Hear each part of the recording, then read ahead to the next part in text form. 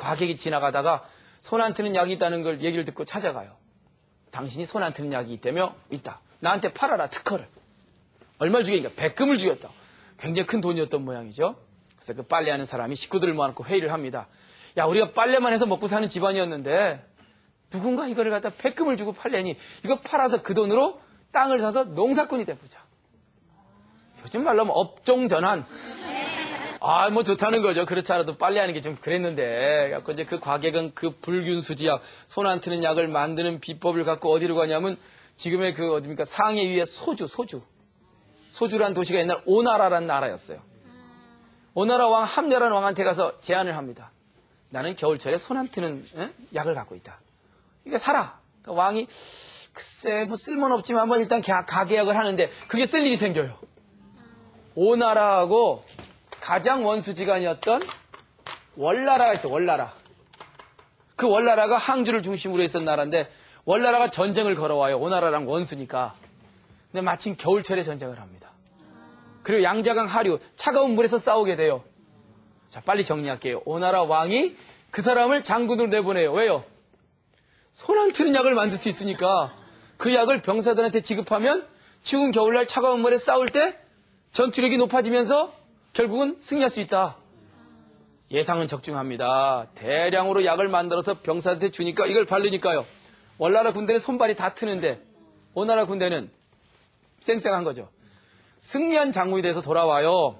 장군이 되고 땅을 분봉받고 영주가 됩니다. 자, 다시. 장자가 해자한테 이 이야기를 하면서 내 얘기 끝까지 들어봤냐? 똑같이 손을 트지 않게 하는 불균수지 약인데 언놈은 그걸로 빨래해서 먹고 살았는데 언놈은 그걸 갖고 장군이 되고 영주가 됐다. 손 안 트는 약을 만들 수 있다는 비법은 그렇게 중요한 게 아니다. 그것을 누가 어떻게 쓰느냐. 그 용도에 따라서 요즘 좀 유식한 말로 해볼까요? 그 용도에 따라서 그 밸류가 완전히 이노베이션 된다. 그걸 가치의 혁신이라고 해요. 가치 혁신. 굉장히 중요한 말입니다. 네? 요즘 뭐 아이팟이니 뭐 이런 것들 다 이건 뭐예요? 그동안 사용했던 그 눈과 다른 방식으로 가치를 만들어낸 거예요. 그러니까 현대 기업에서도 이 장자철이 굉장히 유용하대도요. 결국 정답은 하나가 아니라는 거예요. 손 안 트는 약을 빨래해서 쓸 수 있지만 새로운 가치를 만들어내라. 인생이라는 것이 하나의 삶만 인생의 가치가 아니라 다른 방식으로도 살 수 있다는 걸 이 장자는 얘기하는 겁니다. 이게 바로 뭐예요? 양행의 도다. 세상은 원웨이가 아니라 투웨이, 쓰리웨이, 멀티웨이다. 이것이 장자가 꿈꾸는 굉장히 아름다운 삶의 철학이에요. 우리가 쓸모없다라고 하는 것이 어쩌면 쓸모없을 때문에 새로운 가치, 오래 살 수 있는 유용함으로 변할 수 있고. 우린 너무 요즘은 일률화되어 있다 그러나요? 성형외과 의사가 그런다며요. 사진 들고 와서 누가 이대로 고쳐주세요. 가끔 TV 보면 다 똑같아. 저는 구별이 잘 안 가요. 한 가지 방향만 살려고 해요. 그래서 다른 사람의 방식을 이해 못하고 막 왕따시키고 막 저주하고 넌 실패자라고 막 강요하고 사회가 그렇게 만들어요. 아닌데 정말 다양한 자기 나름대로 삶의 방식이 있는데 그래서 저는 이 장자의 굉장히 중요한 철학을 보아 양행의 철학이다.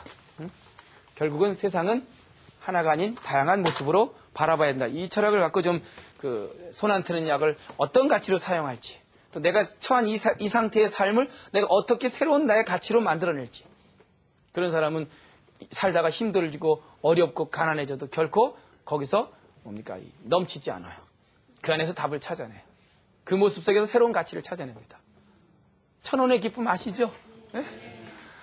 1,000만 원이 있어도 아름답지만 1,000원도 아름다운 거예요. 네? 김밥 사갖고 무료로 입장하는 공원에 가서 따뜻한 봄날에 앉아서 김밥 먹으면서 그 자연을 느끼고 그것도 정말 아름다운 일이거든요. 지나가는 사람이 이거 불쌍해. 그건 자기 입장에서 그런 거고 그걸 즐기는 사람한테는 그게 가장 위대한 어떤 만찬보다 더 아름다운 만찬일 수 있어요. 이거 장자 철학입니다. 이게 장자 철학입니다. 그래서 장자는 끊임없이 얘기하는 게 자유로운 나를 만들어야 된다. 사회적 가치에 구속돼서는 안 된다. 내가 편한 곳에 살아야 되고 내가 행복한 일을 해야 된다. 그래서 많은 사람들은 그 자유의지를 찾기 위해서 끊임없이 결단을 내리기도 합니다.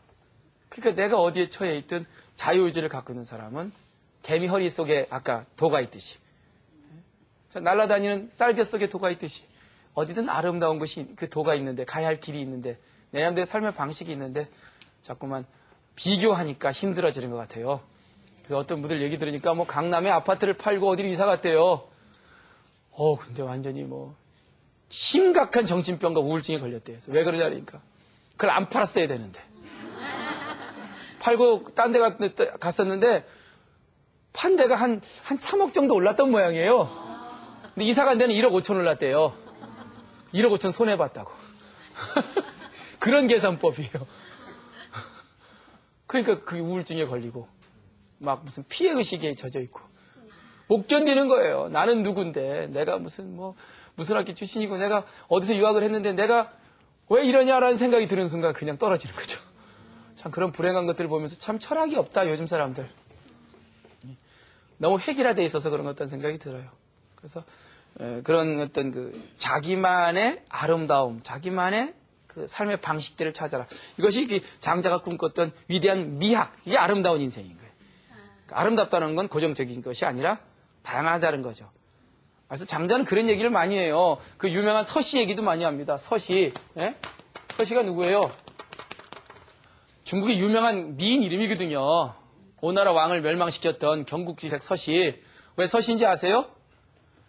성은 시씨예요, 원래 시씨. 근데 그 동네 서쪽에 사는 시씨라 그래서 웨스트 사이드 시예요. 예? 그래서 서씨가 미인인데 그러면 동쪽에 사는 시씨도 있을 거 아니에요. 그 사람을 뭐라고 불렀어요? 동시라고 불렀대요, 동시. 근데 너무나 대별했어요. 서씨는 아주 미인이고 그렇게 그냥 아름다운 년인데 동시는요, 얼굴이 좀 못생기고 사람들이 다들 오면 막 피했대요. 동시가 고민이 많은 거죠. 야, 서씨는 왜 이쁠까? 왜 사람들이 좋아할까? 그래서 서씨를 쫓아다니기 시작했어요. 쫓아보니까 뭐 별로 특별한 것도 없어요. 근데 딱 하나 발견합니다. 서씨가 갑자기 가끔가다 길 가다가 이게 이마를 찡그리면서 막 이래요. 저거다. 서씨가 이쁜 이유는 저 찡그리는 저 이맛살. 그래갖고 동시가, 효라는 건 뭐냐면 본받을 효자입니다. 비는 찡그릴 빈자예요. 고사성어에 나와요. 동시가 서씨가 찡그리는 이마를 본받았다. 하고 그때부터 어떻게 하고 다녔대요? 그렇잖아도 못생긴 동시. 사실은 서씨한테는 위장통이 하나 있었거든요. 위경련이 일어날 때마다 찡그린 건데 그것도 모르고 동네 사람들한테 이러고 다녔대요. 사람들이 이건 더 이상해진 거라 성형의 부작용인가요?